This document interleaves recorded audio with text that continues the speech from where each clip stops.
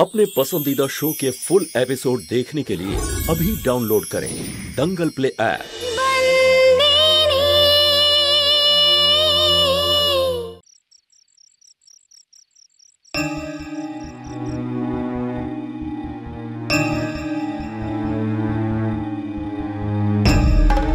আমার 5 সন্তান যাতে মায়ের স্নেহ পায় তাই তুমি সারা জীবনে বিয়েও করলে না। হেতেন, বীরবা আর সবথেকে বেশি মৌলিক কত ভালোবাসা দিয়েছো সবাইকে। এত ভালোবাসা তো নিজের মা হয়েও আমি দিতে পারিনি। তরু পিসি, তুমি ফিজিওথেরাপিস্টের বলা এক্সারসাইজটা করেছো? আমি জানতাম তো তুমি করোনি। চলো আমি তোমার পায়ের ব্যান্ডেজ বদলে দিই। মৌলিক, দরজাটা বন্ধ কর। দরজা? আমার তোর সাথে কিছু কথা আছে।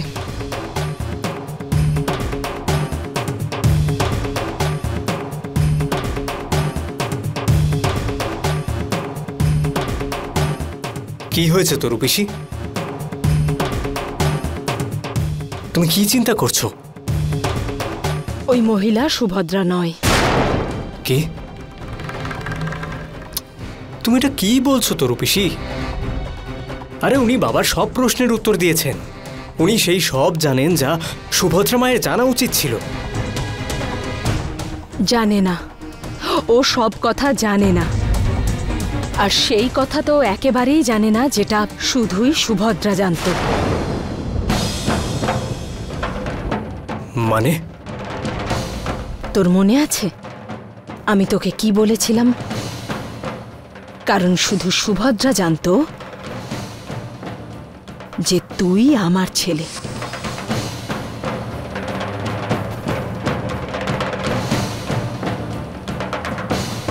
হ্যাঁ মনে আছে।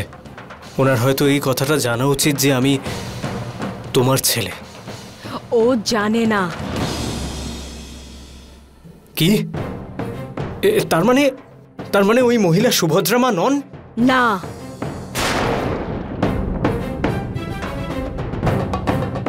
তাহলে ওই বাড়িতে কি করতে এসেছে? কি চায় ওই মহিলা? ও আমাদের ব্যাপারে, আমাদের পরিবারের ব্যাপারে এত কিছু জানলো কি করে পিসি? আমি জানি না মৌলিক যে ও আমাদের বাড়ির সব কথা কি করে জানলো। আমি জানি না ওর উদ্দেশ্য কি, কিন্তু একটা কথা আমি বুঝে গেছি মৌলিক, এই মহিলা যেই হোক না কেন ওর উদ্দেশ্য ভালো নয়। আর আমি আমার চোখের সামনে আমার পরিবারকে কেউ ঠকাক, আমার ভাইকে কেউ ঠকাক, সেটা হতে দেব না। ওই মহিলার সত্যিটা আমি ভাইকে গিয়ে বলবো। এক মিনিট পিসি, তুমি কি করছো? আরে ওই মহিলা শুধু বাবাকেই নয় সমস্ত পরিবারকে বিশ্বাস করিয়ে দিয়েছে যে ও হলো সুভদ্রা মায়াবংশী। আর যদি বাবা তোমাকে প্রমাণ চায় যে তোমার কেন মনে হয় যে ও সুভদ্রা মায়াবংশী নয়, তাহলে তুমি কি বলবে? তুমি আমাদের সত্যিটাও ওনাকে বলে দেবে? তরু পিসি, এই পরিবারে তুমি একদম একা হয়ে যাবে। তোমার ভাই তোমার থেকে দূরে চলে যাবে। ভালোবাসার সাথে সাথে বাবার দেওয়ার নামটাও চলে যাবে। দেখ বাবা, তোর এই নাম আর আমার সম্মান সেই উপকারের থেকে বড় নয় যা সুভদ্রা বৌদি করেছিল। আমরা যে জীবনটা পেয়েছি না, সেটা সুভদ্রা বৌদির বলিদানের জন্য। আর সেই উপকারের বদলে আমাকে আমার জীবনের সবচেয়ে বড় রহস্য সবার সামনে আনতে হবে। তাও আমি পিছু হটব না। তরু পিসি, তুমি এটা কি বলছো তরু পিসি? হ্যাঁ বাবা, আমাকে এটা করতেই হবে। দেখ বাবা, আমাকে আমার অপমানের হাত থেকে সুভদ্রা বৌদি বাঁচিয়েছিল। এবার আমার পালা। আমি ওনাকে ওপরে গিয়ে অপমানিত হতে দেব না।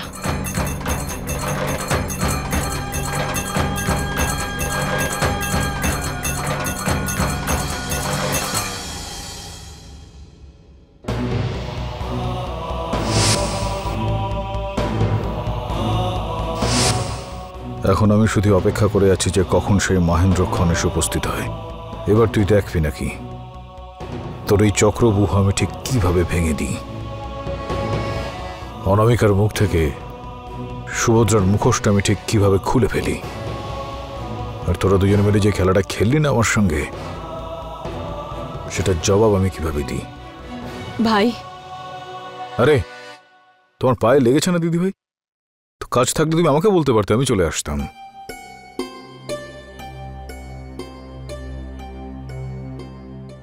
না ভাই, ব্যাপারটা এমনই যে আমি আর থাকতে পারলাম না। ভাই, আমাদের সবাইকে ঠকানো হচ্ছে। আমরা সবাই, এই পরিবার যাকে সুভদ্রা বলে ভাবছে, সে সুভদ্রা নয়। কেন কেন তোমার এরকম মনে হচ্ছে বলো? এমন কিছু কথা ছিল আমার আর সুভদ্রার মধ্যেই ছিল, কিন্তু এই মহিলা সেই সব ব্যাপারে কিচ্ছু জানে না। দিদি ভাই, আমি বিশ্বাস করি যে সুভদ্রা আমার কাছ থেকে কোনো কিছু লুকায়নি। তারপরেও তোমাদের মধ্যে এমন কি কথা রয়েছে এই বিষয়টা নিয়ে আমি কিছু জানি না?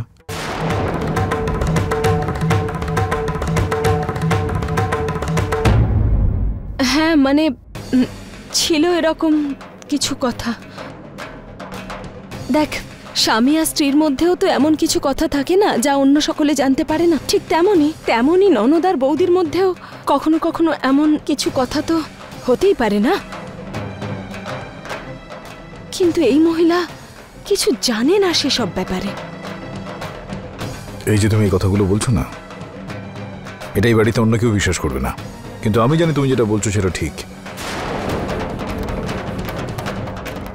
আর এই মেয়েটা যে কোনোভাবেই সুভদ্রা নয় সেটা আমি প্রথম থেকেই জানি।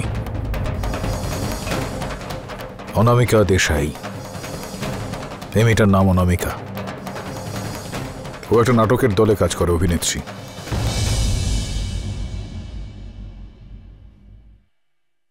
আর এই গোটা বিষয়টা তোমাকে আমি বলছি।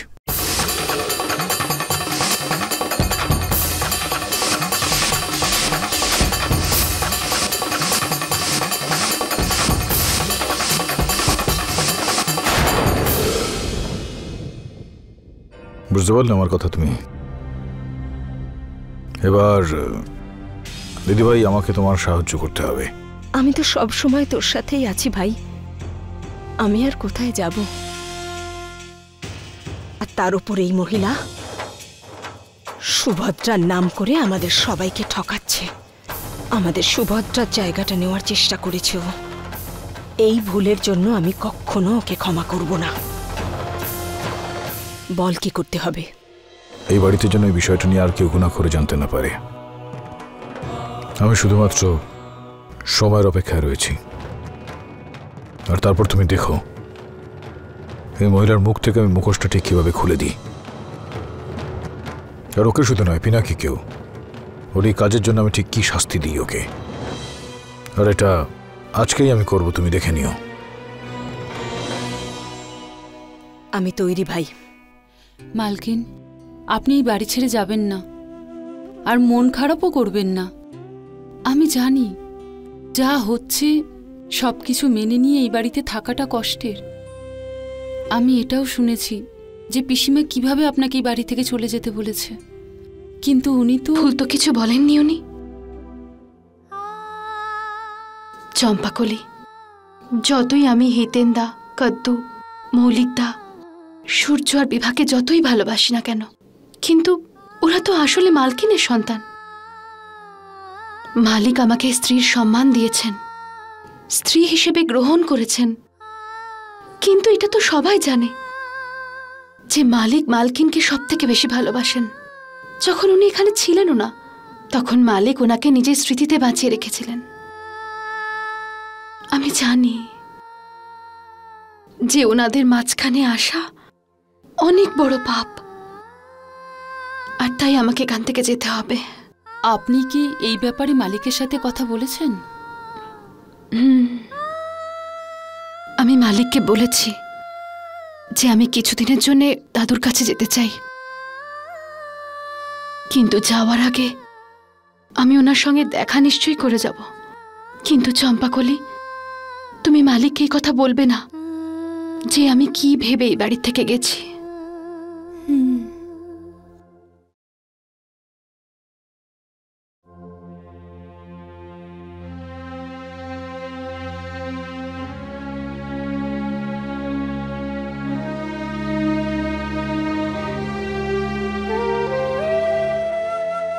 মালিক চা। চা আনলি কেন এখন? আমি তো চাইনি তোর কাছে। জানি মালিক, কিন্তু আমি ভাবলাম যে দাদুর কাছে যাওয়ার আগে আপনাকে একবার চা খাইয়ে দিই। কেন? দেখা করতে যাচ্ছিস তো দাদুর সঙ্গে, নাকি একেবারেই চলে যাচ্ছিস দাদুর কাছে? আরে বোকা, তুই যাবি তো আবার ফিরেও তো আসবি, নাকি আসবি না? শোন, আমার একটা কথা মন দিয়ে শোন। তুই যা, গিয়ে দাদুর সঙ্গে দেখা করে আয়, এটা তোর কর্তব্য তার সঙ্গে দেখা করার। কিন্তু আমার একটা কথা শোন, তুই আগামীকাল যাস, আজ রাতটা তুই এখানে থেকে যা। মালিক, আজকে রাতটা কেন? আরে কেন প্রশ্ন করছিস আবার খামোখা? তোর স্বামী তোর আমি নাকি? বলছি যখন কথাটা একটু শোন না তুই। হ্যাঁ, কাল তুই যাস, ঠিক আছে? দে, আরে বস না এখানে।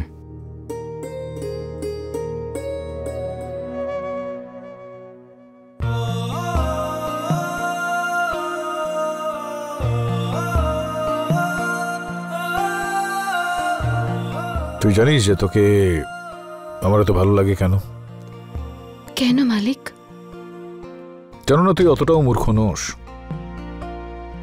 তাহলে আপনি আমাকে মূর্খ কেন বলেন?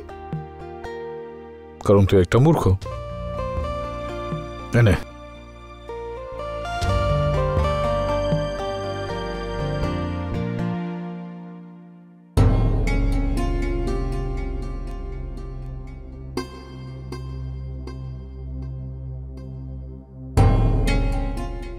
এটা তো মালিকের।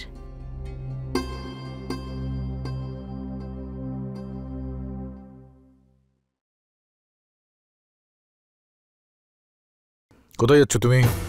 তুমি ওষুধ খেয়েছো? এই তো এখনই খেতাম। খাওনি না এখনো? আমি জানতাম তুমি খাবে না। ঘরে প্রত্যেকের তুমি খেয়াল রেখে যাচ্ছ, কিন্তু নিজের খেয়ালটা তুমি একদম রাখো না। এই গোটা বাড়ির লোকজন তোমার উপর নির্ভরশীল, কিন্তু তুমি আমার উপর। বেশ, এই কথাটা শুনে রাখো, আজ থেকে তোমার খেয়াল আমি রাখবো। শোনো সুভদ্রা, একটা কথা, তোমার সঙ্গে আমি এক ঘরে কেন এতদিন থাকিনি তুমি জানো?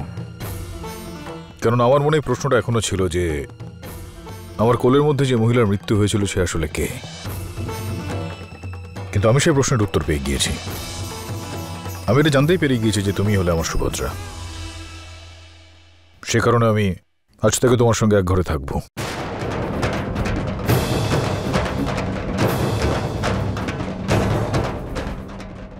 সর্বনাশ, ডিএম তো আমার সাথে স্বামীর মতো থাকবে বলে ভাবছে। এখন কি করব? কিন্তু ডিএম ওই সন্তু। আরে হ্যাঁ, আমি জানি যে সন্তু আমার স্ত্রী, কিন্তু ও তো পরে এসেছে না। তুমি তো আগে এসেছো আমার জীবনে, আর সেই কারণে আমার ওপর, এই বাড়ির ওপর, ওই ঘরের ওপর তোমার অধিকার আগে, তাই না কি?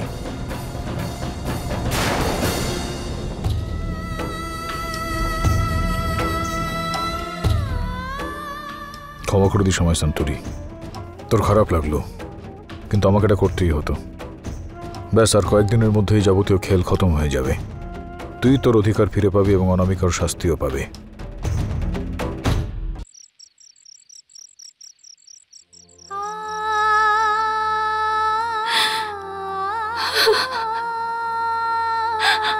আরে হ্যাঁ, আমি জানি যে সন্তু আমার স্ত্রী, কিন্তু ও তো পরে এসেছে না। তুমি তো আগে এসেছো আমার জীবনে, আর সেই কারণে আমার ওপর, এই বাড়ির ওপর, ওই ঘরের ওপর তোমার অধিকার আগে। তুমি এরকম কেন করলে ভগবান? এখনো পর্যন্ত আমি আমার জীবনে মালিকের থেকে কিচ্ছু চাইনি, আমার অধিকারটাও না। আমি ওনার কাছে শুধু ন্যায় চেয়েছিলাম, যাতে ধর্মপুরের লোকেরা ওনাকে অসৎ, অধর্মী না বলে। তাহলে মালিক আমার সাথে এরকম কেন করছেন? উনি আমাকে এত বড় দুঃখ কেন দিলেন? উনি আজকের রাতটা এই বাড়িতে কেন আটকে রাখলেন, যখন উনি মালকিনের সঙ্গে?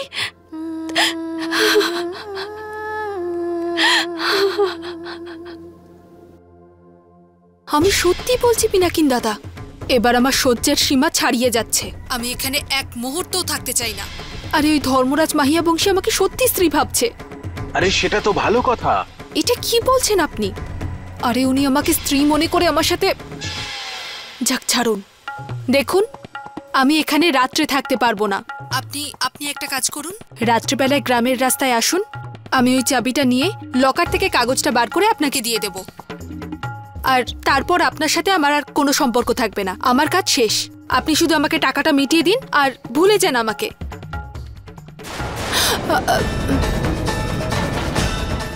ডিএম, তুমি?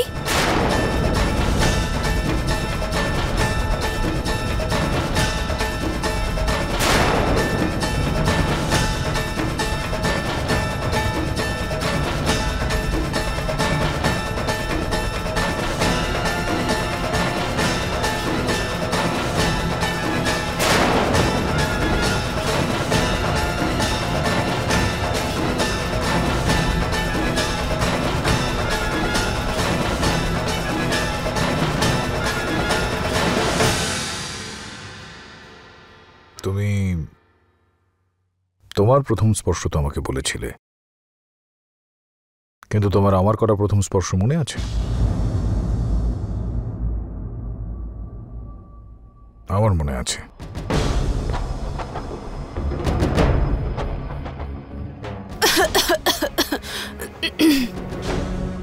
কি হয়েছে তোমার? আমার মনে হয় তোমার শরীরটা বোধহয় খারাপ নেই, একটু দুধ খেয়ে নাও। নাও।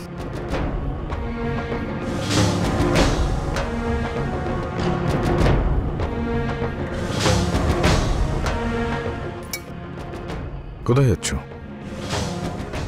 দুধে মিষ্টি একটু কম, চিনি দিয়ে নিয়ে আসছি। হ্যাঁ, কিন্তু তাড়াতাড়ি আসবে, কিন্তু অপেক্ষা করছি আমি।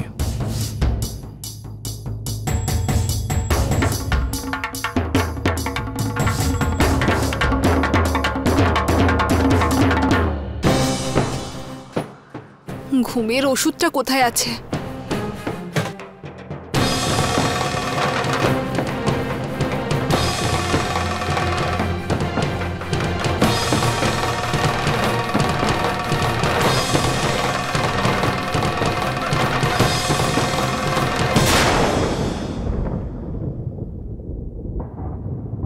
আরে তরু দিদি, তুমি?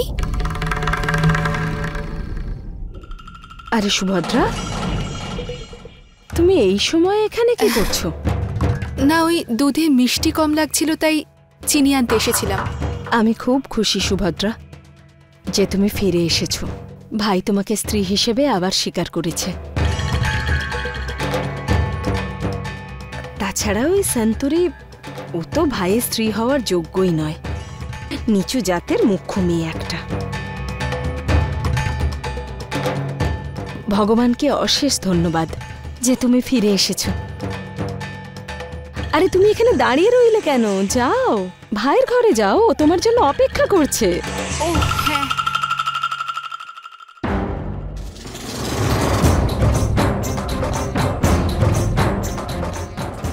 টাকার একটা নাটুকে মহিলা কিনা এসেছে ধর্মরাজ মাহিয়া বংশীর বউ হতে, তরুলতার বৌদি হতে।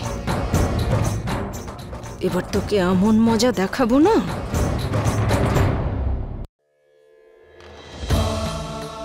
সুভদ্রা, এই অনামিকা দেশাই আজকের রাতটা কোনোদিনও ভুলতে পারবে না। এই পার্টও কোনোদিন ভুলবে না।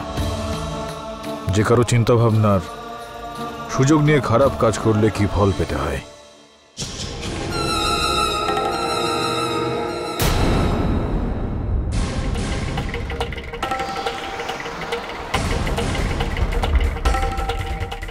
এই দুধের গ্লাসটা তুমি আমার দিকে দিচ্ছ কেন? আমি এক্ষুনি কাশির ওষুধ খেয়েছি, আর তারপর দুধ খেতে পারবো না। এমনিতেও তো তুমি কেশর দুধ পছন্দ করো, তাই তুমি খেয়ে নাও। ঠিক আছে, তুমি যখন বলছো তখন খেয়ে নিচ্ছি।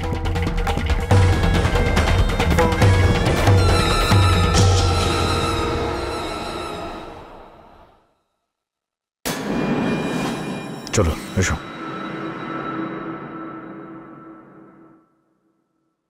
ডিএম, কি হয়েছে ডিএম? আমি জানলা খুলে দিচ্ছি।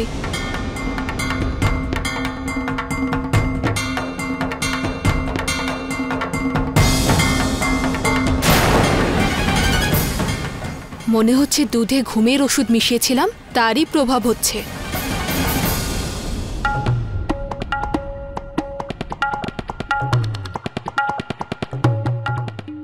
তুমি কি ভেবেছিলে ডিএম? আমার কোনো ইচ্ছা নেই এখানে তোমার স্ত্রী হয়ে তোমার সাথে থেকে যাওয়ার। আমি আমার কাজ করে এখান থেকে চলে যাব। এখন তুমি সামলাও তোমার 5 সন্তানকে, নিজের অশিক্ষিত স্ত্রীকে, এই বাড়িকে আর এই গ্রামকে। আমি চললাম।